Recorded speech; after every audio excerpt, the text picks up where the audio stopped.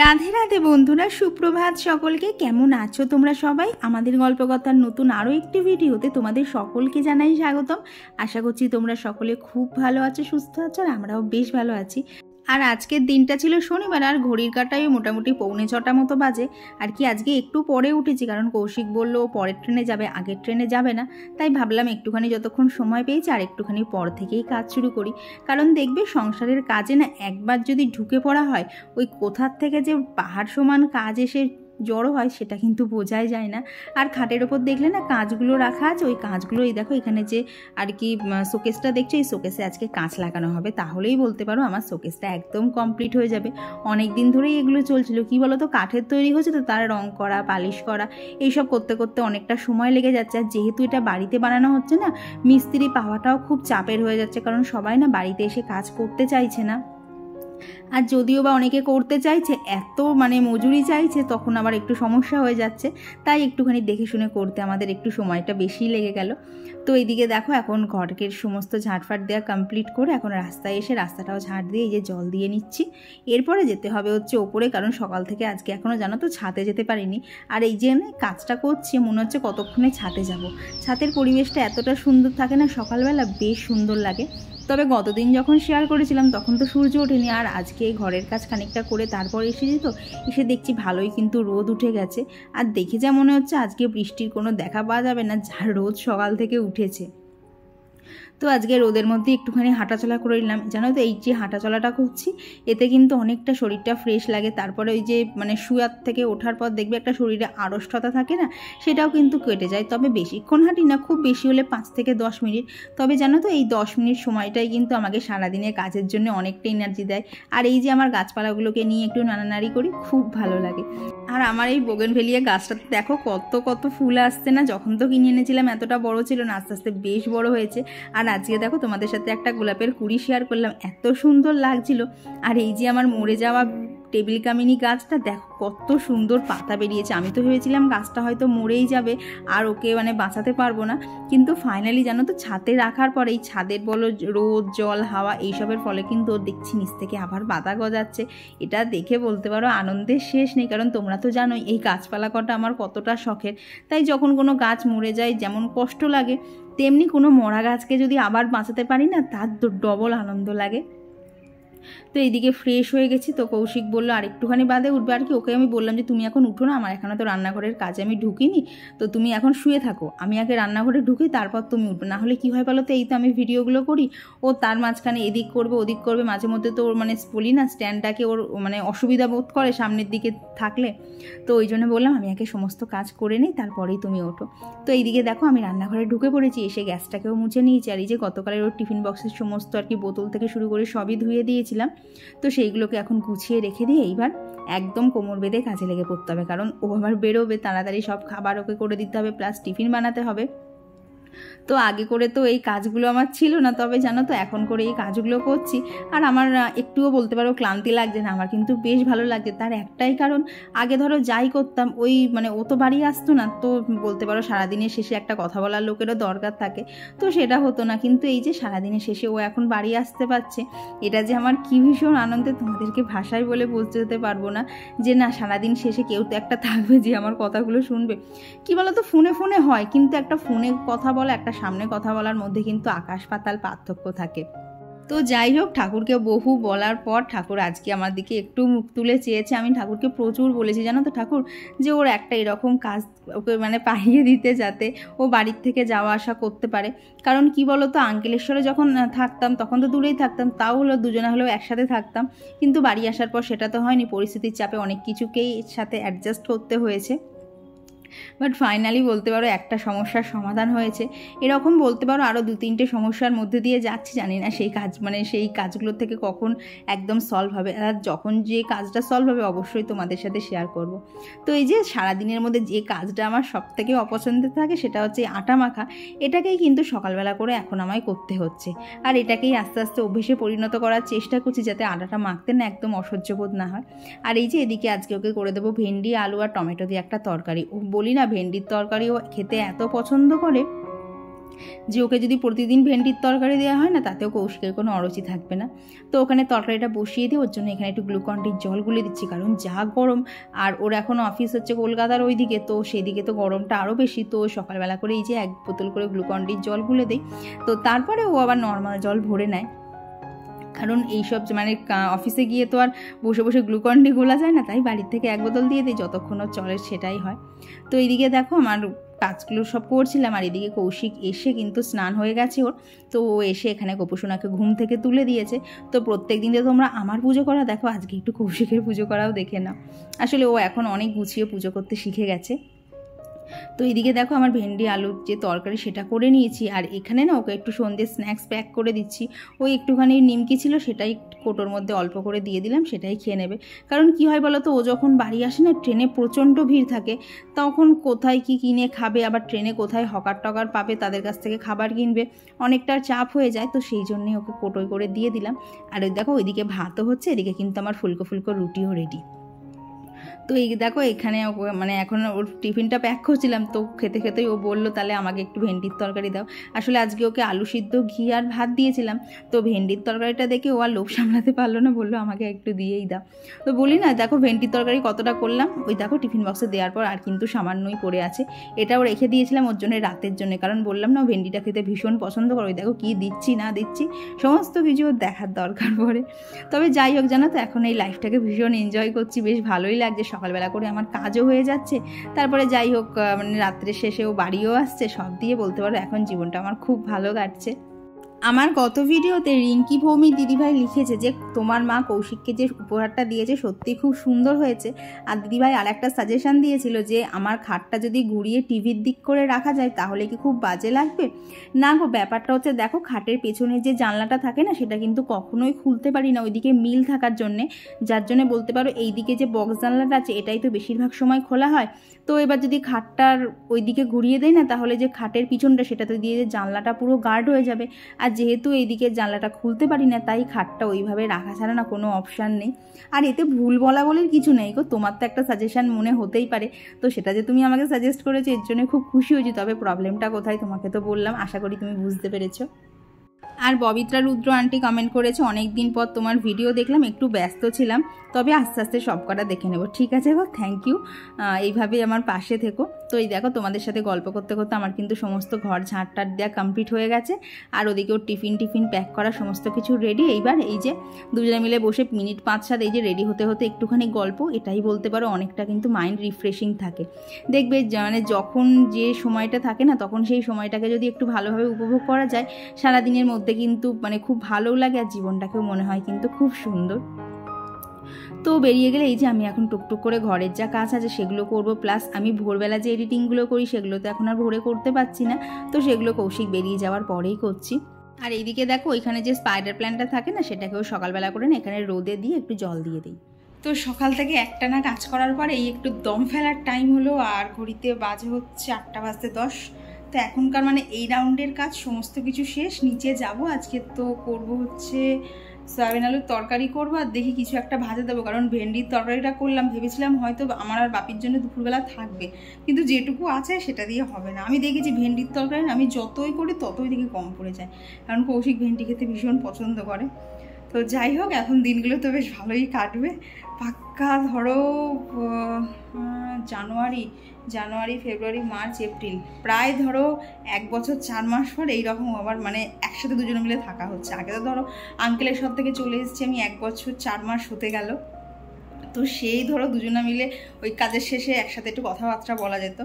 তো আবার সেই জিনিসটা হচ্ছে, উফ কী যে শান্তি। বিশ্বাস করো সকালবেলা উঠে যে কাজ করছি আমার একটুও কষ্ট হচ্ছে না, মনে হচ্ছে থাক না, ও তো বাড়ির থেকে যাওয়া আসা এখন করতে পারছে, তো ওর আস্তে আস্তে অনেকটা রাত হচ্ছে, 10টা বেজে যাচ্ছে, তাহলেও বাড়িতেও আসছে, এটাই এনাফ।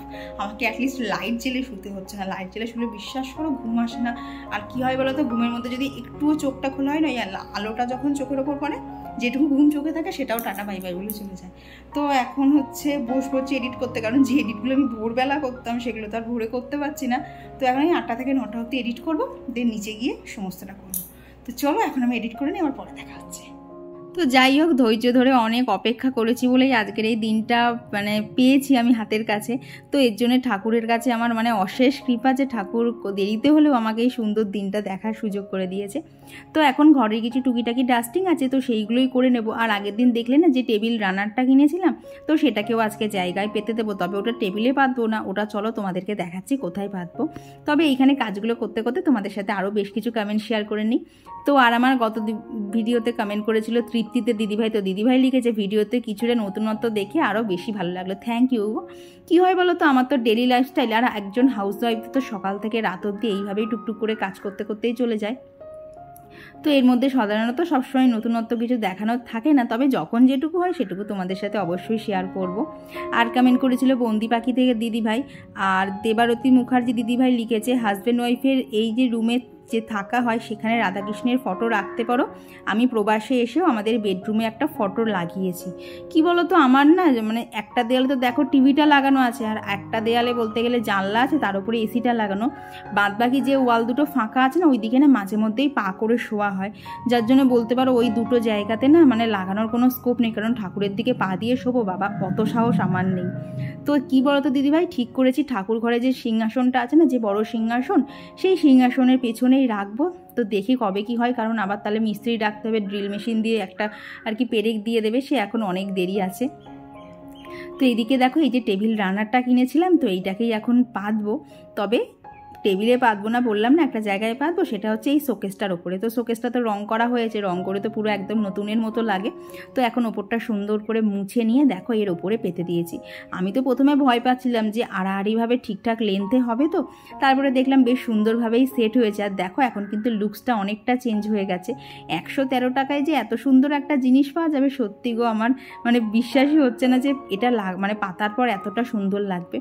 তো তোমরা অনেকেই বলেছো মিশোর থেকে জিনিস কেন, আমিও জানো তো মিশোর থেকে বলতে পারো ওই সস্তায় পুষ্টিকর জিনিস বলে না, সেই রকম একটা ব্যাপার। আমারও কিন্তু মিশোর জিনিস খুব ভালোই লাগে। আর 113 টাকায় তো প্রচুর হাইফাই কিছু পাওয়া যাবে না, মোটামুটি আমার কাজ চলার মতো কিন্তু খুব সুন্দরই একটা জিনিস পেয়ে গেছি। তো তোমরা যদি লিঙ্ক চাও তাহলে কমেন্টে জানিও, আমি একটা তাহলে লিঙ্ক তোমাদেরকে দিয়ে দেবো, সেই লিঙ্কে ক্লিক করে দেখবে অনেক ধরনের প্রিন্ট আছে, ভীষণ সুন্দর সুন্দর দেখতে। তবে আমি যেহেতু ওর ওপরে পাতবো, তো আমার সাদা কালারটাই বেস্ট মনে হলো, তো সাদাটাই নেওয়া হয়েছে। তো এইখানে এখন এই যে সোফার হ্যান্ডেলগুলো থেকে শুরু করে এখানে ধরো টেবিলের ওপর যে আর কি টেবিল ক্লথটা পাতা ছিল, সমস্ত কিছু ভালোভাবে ঝেড়ে নিচ্ছি। জানো তো এইদিকে জানলা বন্ধ থাকে, তবুও যেন এই ওপরের দিকে না কীরকম যেন গুঁড়ো গুঁড়ো ধুলো পড়ে। আর 2-3 দিন অন্তর যদি পরিষ্কার না করা হয় না, খুব বিশ্রী অবস্থা হয়ে যায়। তো দেখতেই তো পাচ্ছ ঘড়িতে এখন কটা বাজে। এই যে আমার 2 সাঙ্গপাঙ্গ চলে এসেছে, ওদেরকে জানো তো সারাদিনে একবারও না দেখলে এত মনটা খারাপ লাগে না, মনে হয় কী হলো রে বাবা আজকে এলো না। তো এইদিকে দেখো আমি এখন এদিকে ঘড়িটা, তারপরে এদিকে ফটো ফ্রেমটা, এগুলো সমস্তকেই পরিষ্কার করে নিচ্ছি। দিয়ে এখন ওদেরকে নিয়ে চলে এলাম নিচে, কারণ ওপরে আর ভিডিও করা যাচ্ছিল না, সবাই মিলে আমার স্ট্যান্ডটাকে ধরে টানছিল। আর কি বলো তো, স্ট্যান্ড পড়ে গেলেও সমস্যা নেই, কিন্তু স্ট্যান্ডে তো ফোনটা আটকানো থাকে, সেইটা পড়ে গেলে আবার একটু বেশি সমস্যা হবে। তো এইখানে রুটি করে নিয়েছি আর ডাল করে নিয়েছি। তো রুটি আর ডাল দিয়ে বাপিকে খেতে দিয়ে দিয়েছি, তবে আমার ডাল খেতে ভালো লাগে না, তো সেই জন্য আমার জন্য একটুখানি গরম গরম আলু ভাজা করে নিচ্ছি। তো চলো এই ফাঁকে আরও তোমাদের সাথে বেশ কিছু কমেন্ট শেয়ার করে নেই। তো আর আমার গত ভিডিওতে কমেন্ট করেছিল আয়েশা আক্তার দিদিভাই, তো দিদিভাই লিখেছে আজকে তোমার ভিডিও ফার্স্ট দেখলাম, তোমার বাসাটা অনেক সুন্দর, গোছানো, পরিপাটি, বাংলাদেশ থেকে তোমার জন্য অনেক অনেক ভালোবাসা রইলো। থ্যাংক ইউ দিদিভাই, এইভাবেই পাশে থেকো। আর কমেন্ট করেছিল মাই লাইফ স্বস্তিক থেকে দিদিভাই। আর বৈশালীনাথ দিদিভাই লিখেছে আগের দিন তোমার ভিডিওতে কমেন্ট করতে পারিনি, বিলেটেড হ্যাপি বার্থডে। ঠিক আছে গো, সবসময় তো সবার পক্ষে একদম ডেলি ব্লগ দেখা সম্ভব হয় না, তবে তুমি দেরিতে হলেও যে দেখেছো এটাতেই আমি ভীষণ খুশি। আর কমেন্ট করেছিল এস ফ্যামিলি থেকে। আর কমেন্ট করেছিল অন্তরা মুখার্জি দিদিভাই, তো দিদিভাই লিখেছে তোমার ভিডিও আমার খুব ভালো লাগে, সব কাজ টাইম মতো কী সুন্দর করে গুছিয়ে করো। থ্যাংক ইউ গো। আর কমেন্ট করেছিল Sabina lifestyle blog Tatan shorts থেকে দিদিভাই, তো দিদিভাই লিখেছে দাদাভাই টিফিন গোছানো দেখে এই কাজটাকে আমিও মিস করছি, কারণ ও কাজের জন্য বাইরে আছে। হ্যাঁ গো, এই কাজের জন্য বাইরে থাকাটা আমি মানে থেকেছি, তো আমি বুঝতে পারি গো কতটা মানে খারাপ লাগে। এগুলো কাউকে বলে বোঝানো যায় না, কিন্তু ওই দিনের শেষে না একটা খারাপ লাগা কাজ করেই যায়। যায়। তবে ভগবানের ওপর বিশ্বাস রাখো, যেভাবে আমি রেখেছিলাম আশা করছি তোমারও সব সমস্যার সমাধান হয়ে যাবে। তো ওদিকে রান্না করতে করতে এই দেখো এখানে রান্নার সাইডে যে ট্রেটা থাকে না, তার উপর যে জিনিসগুলো থাকে, প্লাস আমার কিছু কৌটোও খালি হয়ে গেছিলো, তো সেইগুলোকেই সমস্ত একদম ভালো করে মানে মেজে নিচ্ছি, তারপরে এতে আবার নতুন করে ঢালবো। আর বলতে পারো এইভাবেই করি বলে না আমার চট করে কিন্তু রান্নাঘরের সমস্ত জিনিস ডিপ ক্লিন করতে লাগে না, ওই প্রত্যেক দিনে কিন্তু টুকটুক টুকটুক করে করতেই থাকি। আর এই যে আজকে রান্না করেছে আর কি শনিবারের বাজারে আর কিছুই না, সয়াবিন আলুর তরকারি। আর আজকে আর একটা কমেন্ট তোমাদের সাথে শেয়ার করা, সেটা হচ্ছে সুপর্ণা সেন দিদিভাই লিখেছে যে তোমরা ইন্ডিয়ানরা কি পটল আলুর তরকারি ছাড়া কিছু রান্না করো না? আর হ্যাঁ, সোয়াবিন। তো দিদিভাই ইন্ডিয়ান বলছো, দেখো আমারও তো তোমার নামটা দেখে মনে হলো তুমিও ইন্ডিয়ান, তা তুমি তো বুঝতেই পারবে নিরামিষ দিনে কিন্তু আমাদের এই গরমকালে পটল বলো, সয়াবিন, তার সাথে থাকে হচ্ছে পনির, আলু, এইসবের তরকারিটাই কিন্তু বেশি হয়। আর এই মানে ভেজ দিনে কিন্তু এইগুলোই যেহেতু বেশি হয়ে থাকে, তাই তুমি হয়তো আগের দিনের ভিডিওটা ভেজেই দেখেছো, তো সেই জন্য হয়তো তুমি এইরকম বলেছো। তবে সেরকম কোনো ব্যাপার নেই। দেখো আমার বাড়ির লোক মানে কি ধরো কৌশিক, বাপি, ওরা কিন্তু সবাই ভেজ দিনে না পটল, সয়াবিন এগুলো খেতেই বেশি পছন্দ করে, তো সেই জন্য তো আমাকে করতেই হবে। দেখো রান্না করতে গেলে তো অনেক কিছুই থাকে, কিন্তু বাড়ির লোকেরা যেটা খেতে পছন্দ করে সেটাই তো আমাকে রান্না করতে হবে। আর সয়াবিন খেতে পার্সোনালি আমারও ভীষণ ভালো লাগে, তাই নিরামিষ দিনে কিন্তু সয়াবিনটাই করে থাকি। তো এইদিকে আজকে অ্যাকোয়ারিয়ামটা পরিষ্কার করব। দেখলে অ্যাকোয়ারিয়ামের মধ্যে দুখানা পোকা পড়েছিল, যার জন্য বলতে পারো আর দেরি না করে পরিষ্কার করে নিয়েছি। আর এই দেখো জলের মধ্যে দেখেছো সাদা সাদা কী সব ছোট্ট ছোট্ট আর কি বাদিক করে, ওগুলোই হচ্ছে ময়লা। তো সমস্ত অ্যাকোয়ারিয়ামের জলটা ফেলে পরিষ্কার করে, আর কি সমস্তটা ফেলিনি, কিছুটা তো তুলে রাখতে হয়, তো সেই জলটা তুলে রেখে ভালো করে এই যে অ্যাকোয়ারিয়ামটা পরিষ্কার করে নিচ্ছি। আর জানো তো এই যে জল টল পরিষ্কার করছি, মাছ দুটোকে তো ধরে ওই ছোট্ট লাল মগটাই রেখেছিলাম, দেখো মাছ দুটো পুরো ভ্যাবাচাকা খেয়ে গেছে, ওরা চুপচাপ দাঁড়িয়ে পড়েছে।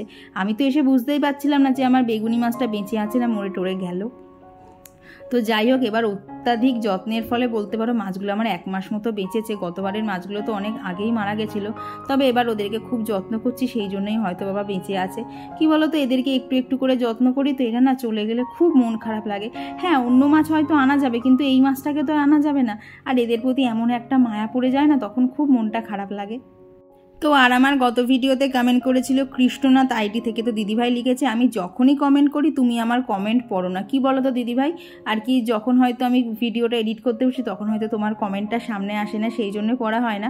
তবে আজকে দেখো অবশ্যই কিন্তু মনে করে একদম লিখে রেখে তোমার কমেন্টটা পড়েছি, তুমি দেখে থাকলে অবশ্যই জানিও। আর আগের দিনের ভিডিওতে কমেন্ট করেছিল সোমা হালদার দিদিভাই, বিষ্ণুদাস আইডি থেকে দিদিভাই, পারমিতা ভট্টাচার্য দিদিভাই, ঘরকন্যার হেসেল থেকে দিদিভাই। তো দিদিভাই লিখেছে যে রান্না করার পর আমি রান্না করা খাবারগুলোকে কোথায় রাখি সেটা দেখাতে। ঠিক আছে দিদিভাই, আমারও তো দেখো রান্নাঘরটা খুবই ছোটো, তবে তার মধ্যেও আমি অ্যারেঞ্জ করে রাখি, তবে সেটা তোমাকে নেক্সট একটা ভিডিওতে দেখিয়ে দেবো। আর কমেন্ট করেছিল শাইনি গাঙ্গুলি দিদিভাই, রাখি পাল দিদিভাই, Moumita Nandi blog, Dipanwita simple lifestyle blog. তো দিদিভাই লিখেছে দাদাভাই ফাইনালি বাড়ি চলে এলে, এবার থেকে ডিউটিতে যেতে পারবে। হ্যাঁ গো, এটা যে মানে আমার কাছে কীরকম একটা বড় পাওনা, বহুত দিন ধরে ওয়েট করেছিলাম, ফাইনালি আমার অপেক্ষার অবসান ঘটেছে। আর তোমাদেরকে বললাম না দুপুরবেলা এই যে আর কি শোকেসটাতে কাঁচ লাগাতে আসবে, তো সেই জন্য কাকু এসেছিল, সমস্ত কাঁচ টাঁচ লাগিয়ে আমার ওয়ার্ড্রপ একদম রেডি। কালকে না হলে পরশু দিন তার মধ্যে জিনিসও ঢোকাবো, চলো তখন তোমাদের সাথে একদম ফুল লুকটা শেয়ার করব। তো আর আমার গত ভিডিওতে অনামিকা দিদিভাই জানতে চেয়েছে যে আমি বিএ কমপ্লিট করার পর এমএ করেছি কিনা। হ্যাঁ গো, আমার ইংলিশ লিটারেচারের উপরেই কিন্তু আমার এমএ কমপ্লিট করা আছে, তবে এখন আর চাকরির জন্য যাওয়া হয় না, কোনো মানে সেই ব্যাপারে কোনো এগোনো হয় না, কারণ দেখতেই তো পাও একার সংসার, সব সামলে আমার পক্ষে চাকরি করা এখন সম্ভব হবে না। তো এখন একদম পরিপূর্ণভাবে সংসারটাকেই সামলাচ্ছে আর লাইফটা আমি এনজয়ও করছি। তো এই দেখো বাজে হচ্ছে 8:30, আর এখন একটু বেরোচ্ছি। তো আমি এখান থেকে যাব, কৌশিক ওখান থেকে আসবে, কারণ কালকে কৌশিকের এক জায়গায় না অন্নপ্রাশনের নেমন্তন্ন আছে, তো সেখানে যাওয়ার জন্য একটা গিফট কিনতে হবে। তো ও আবার বললো তুমি তাহলে আসো, ঠিক মানে দেখে শুনে একটা নেওয়া যাবে, কারণ ও আবার দেখবে ছেলেরা কিন্তু এইসব ব্যাপারে না খুব একটা পটু না, ওই যা হোক একটা দিয়ে দিতে পারলে ওদের হয়ে যায়। কিন্তু যাই হোক, একটা বাচ্চা পড়বে, একটু বেশ দেখতে সুন্দর হলে ভালো লাগে না।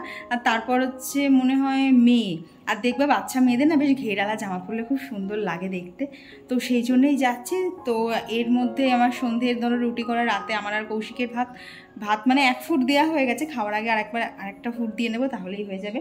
তো এই হচ্ছে ব্যাপার। তো চলো এখন বেরোই, যদি বাজারে ভিডিও করা সম্ভব হয় করবো, নাহলে তোমাদেরকে বাড়ি এসে দেখাচ্ছি। আর এরপর এই যে টোটো করে চলে এসেছি সোজা বাজারে। তো এদিক থেকে আমি এসে ওদিক থেকে কৌশিকও চলে এসছে। তো এখান থেকে এখন একটা বাচ্চাদের জামা নিয়ে নিলাম আর কি, কৌশিকের আগামীকাল নেমন্তন্ন আছে। আর তারপর জানো তো আমাদের বাড়ির কাছে একটা আইসক্রিমের দোকান হয়েছে, তো সেখানে আজকে আইসক্রিম নিতে গেছিলাম। তো দেখো এই যে অরেঞ্জ কালারের প্যাকেট দুটো দেখছো না, এগুলো নিয়েছে 15 টাকা করে। আর এই যে গ্রিন কালারের প্যাকেটটা দেখছো, এটা যেন মাত্র 5 টাকা নিয়েছে। ভাবো 5 টাকায় এখনও আইসক্রিম পাওয়া যাচ্ছে। আর এদিকে দেখো বাড়ি এসে রাতে যে একটু শান্তি করে খাবো সেটাও আজকে হয়নি, কারণ আজকে খাওয়ার সময় কারেন্ট অফ ছিল। তো তখন তো দেখলে খেতে খেতে কারেন্টটা চলে গেছিলো, মাঝখানে দুবার এলো আবার চলে গেল। এখনও একটু আগে আমি ভিডিওটা শ্যুট করতে গেলাম, কারেন্টটা ছিল, যে এই ক্যামেরাটা হাতে তুলেছে আবার কারেন্টটা চলে গেছে। এখন পেয়েছে প্রচণ্ড পরিমাণে ঘুম, কারেন্ট নেই। বাজে কটা করি দেখা যাচ্ছে না, 11:15 বাজে, এখনও অবধি কারেন্ট নেই।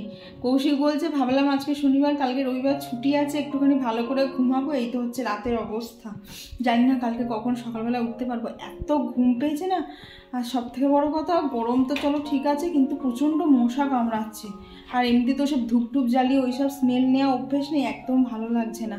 তো চলো আজকে এরকম অন্ধকারের মধ্যে দিয়ে ভিডিওটা শেষ করছি। ভিডিওটা তোমাদের কেমন লাগলো অবশ্যই জানিও, ভালো লাগলে প্লিজ একটা লাইক করে দিও। তো চলো আজকের জন্য টাটা।